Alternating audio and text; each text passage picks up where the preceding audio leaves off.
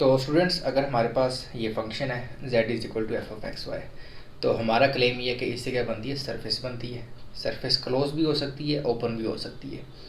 Close surface जैसे कि football होता है, ठीक है, फुटबॉल की जो सरफेस होती है वो क्लोज सरफेस है, आप उसे होलो स्फीयर भी कह सकते हैं। इसी तरह ओपन सरफेस, इसकी एग्जांपल कोई भी प्लेन हो सकता है, ठीक है, जो इन्फिनाइट तक जा रहा हो, जिसकी कोई भी बाउंड्री ना हो। मैथमेटिकल टर्म में आप इसे बाउंडेड और अनबाउंडेड कह सकते हैं।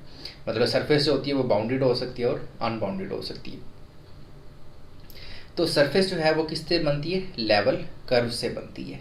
ये भी हमारा क्लेम था कि इस तरह का जो फंक्शन होता है इसे हमारे पास क्या चीज़ आती है, लेवल कर्व्स आते हैं। लेवल कर्व्स क्या होते हैं, curves on which value of dependent variable is constant. तो इसको अब हम देखते हैं कि इससे लेवल कर्व्स कैसे बनते हैं। तो मिसाल के तौर पे जो एक्स वाई प्लेन होता है इसको आप z इज इक्वल टू 0 भी कह सकते हो। इस चीज़ को भी आपने ज़हन में रखना है। तो लेट्स सपोज हम कोई फंक्शन ले लेते हैं इस टाइप का, z is equal to x square plus y square. ये फंक्शन जो है आप देख सकते हैं कि ये z is equal to f of x y type का फंक्शन है। ये एक एक्सप्लिसिट फंक्शन है। एक्सप्लिसिट फंक्शन क्या होता है कि जिसमें आप इंडिपेंडेंट वेरिएबल्स को डिपेंडेंट वेरिएबल से बिल्कुल सेपरेट लिख सको। लेकिन अगर कोई इस टाइप का फंक्शन है f of x y z is equal to 0, मिसाल के तौर पे sine of x y z plus z square is equal to 0, तो ये फंक्शन भी सेम टाइप का है। बस फ़र्क ये है कि इसमें आप जो आपके पास डिपेंडेंट वेरिएबल है z, उसको आप इंडिपेंडेंट वेरिएबल से सेपरेट नहीं कर सकते, लेकिन बनेंगे इससे भी लेवल कर्व्स ही।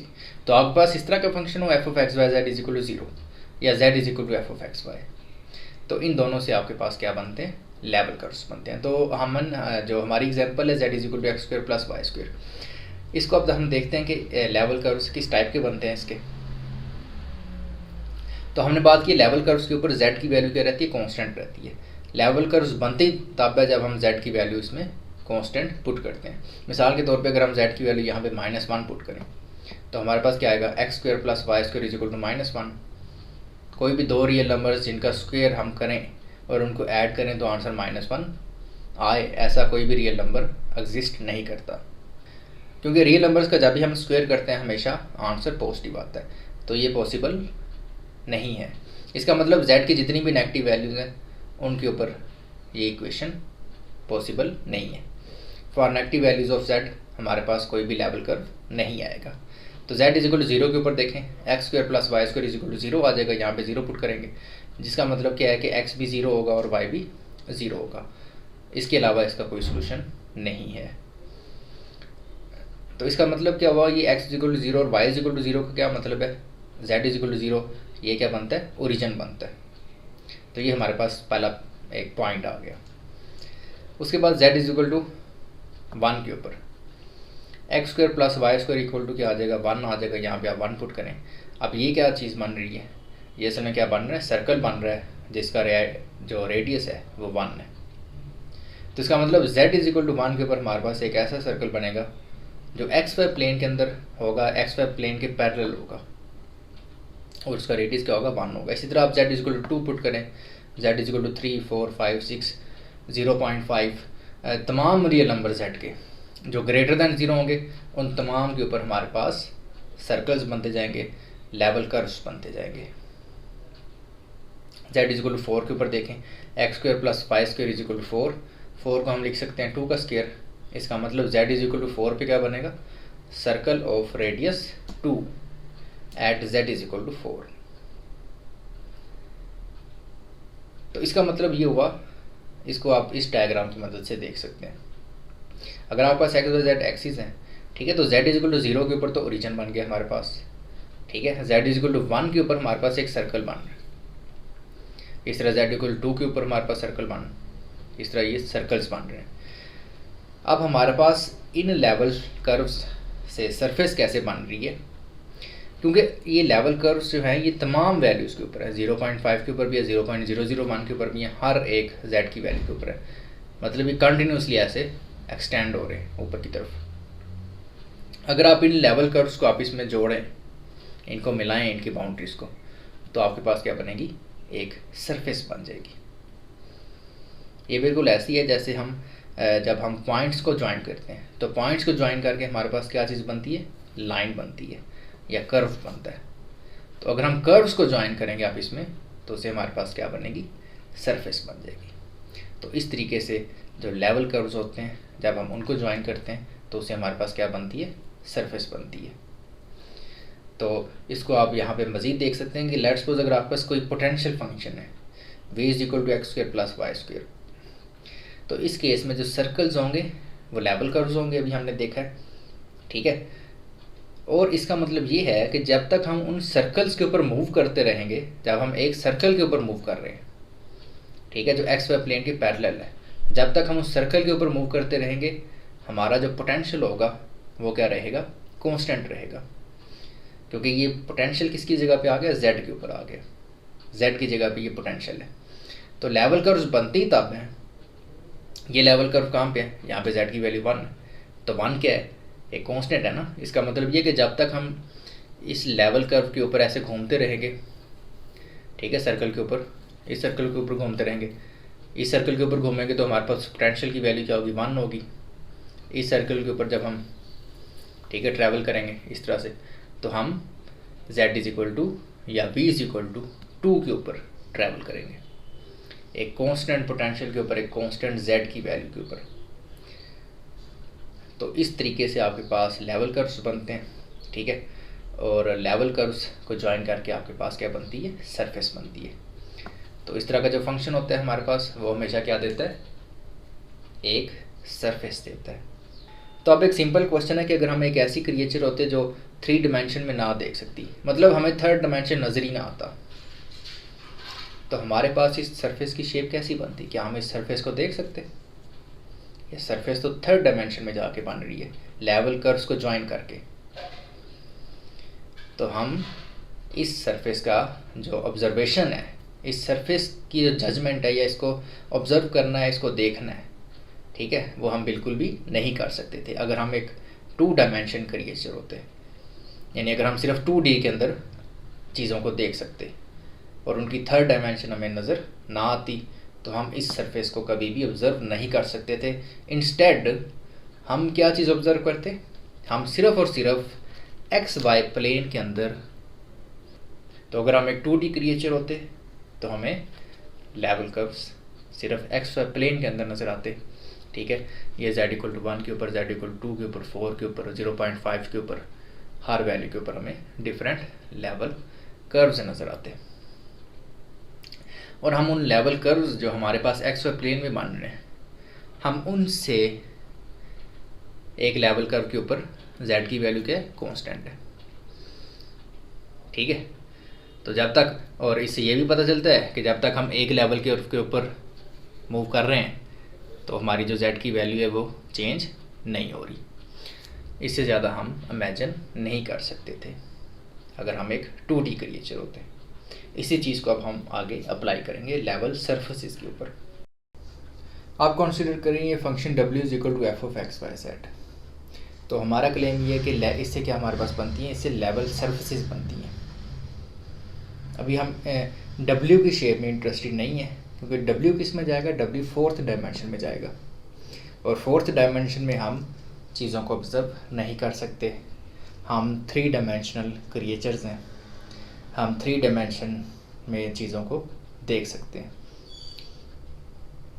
तो हम w की शेप को नहीं देख सकते।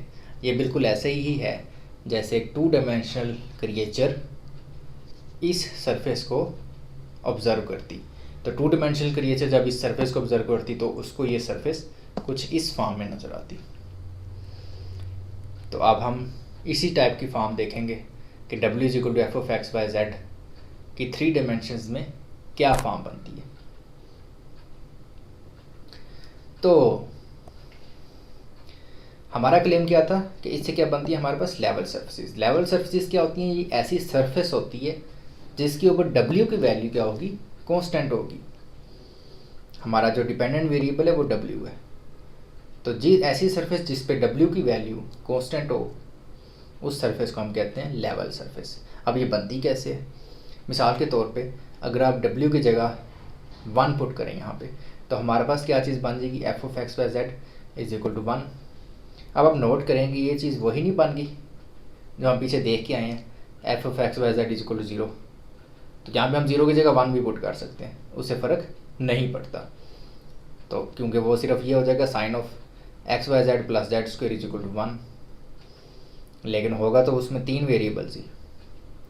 तो आप नोट करेंगे जैसे हमने इसमें w is equal to 1 put किया है, तो आपके पास ये जो चीज़ बन गई है ये वही चीज़ बन गई है जो हमने पीछे देखी है। तो इसको आप 1 को यहाँ पे भी लेके आ सकते हैं, f of x y z -1, और इसको आप एक नए फंक्शन का नाम दे सकते हैं जी ऑफ एक्स वाई जेड, और जी ऑफ एक्स वाई जेड क्या होगा, इक्वल टू 0 होगा, क्योंकि हम 0 पुट करेंगे तो फिर ये चीज़ दोबारा वापस बनेगी।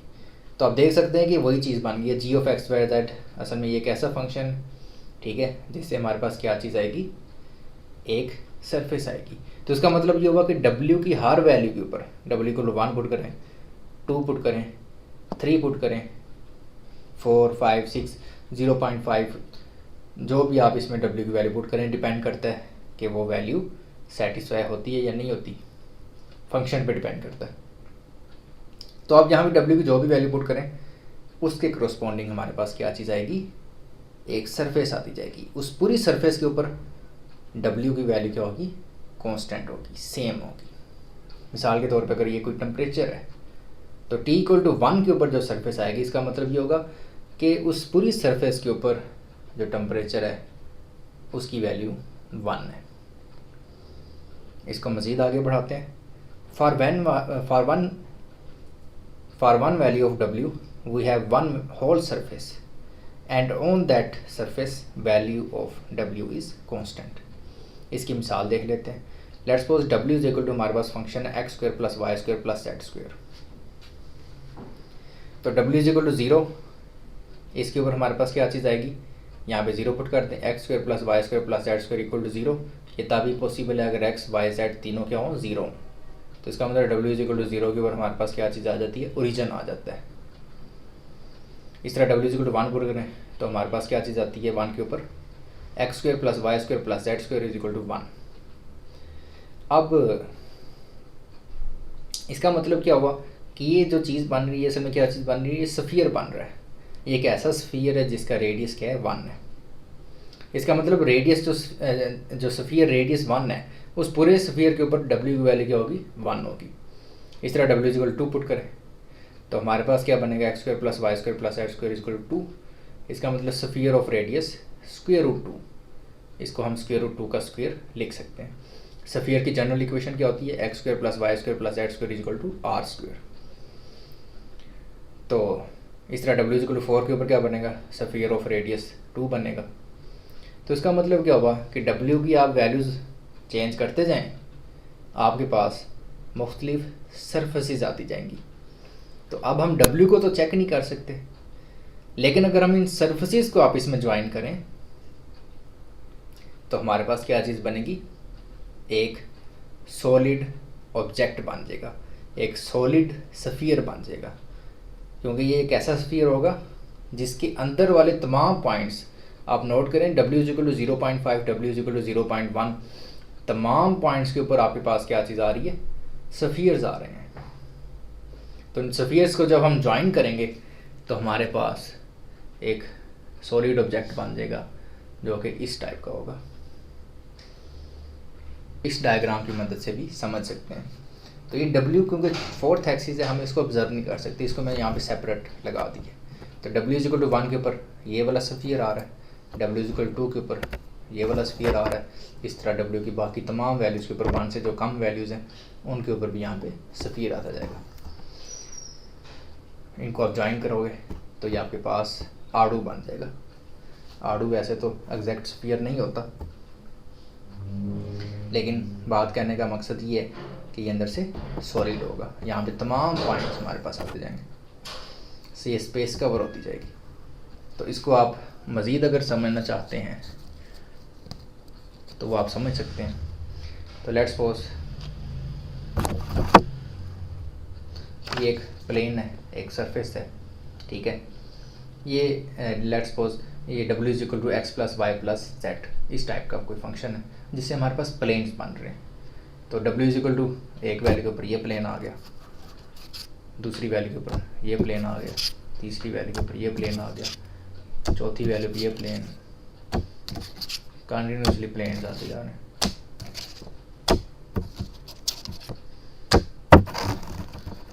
ये w की मोस्टली तमाम वैल्यू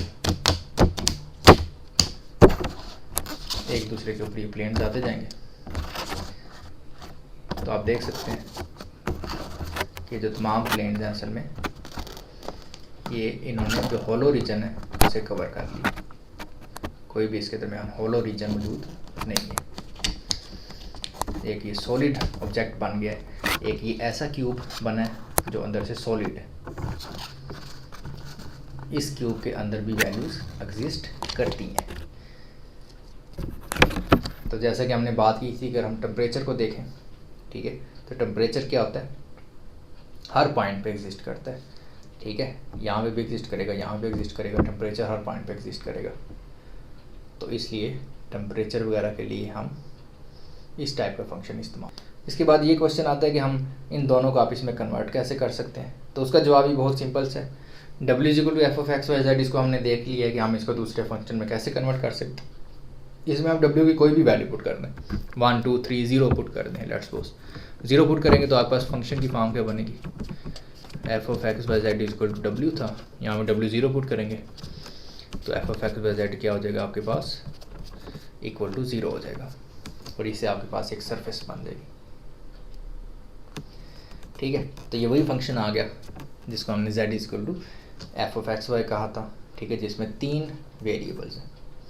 इसमें से आप किसी भी वेरिएबल को डिपेंडेंट कह सकते हैं, इंडिपेंडेंट कह सकते हैं, डिपेंड करते हैं आपकी जो भी रिक्वायरमेंट है।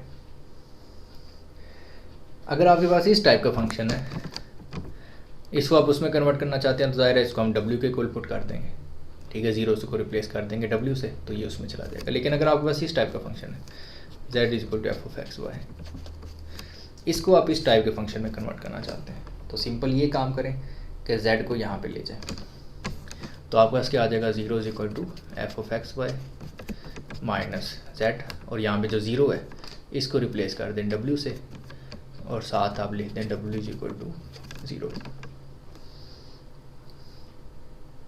इसका काफ़ी ज़्यादा फ़ायदा होगा, ये जो हम आगे जाके देखेंगे।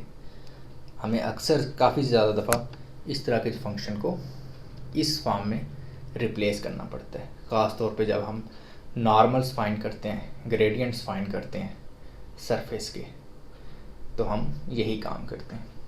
इस तरह का जो फंक्शन होता है उसे हम इस फॉर्म में कन्वर्ट करते हैं, फिर इसका हम ग्रेडियंट निकालते हैं।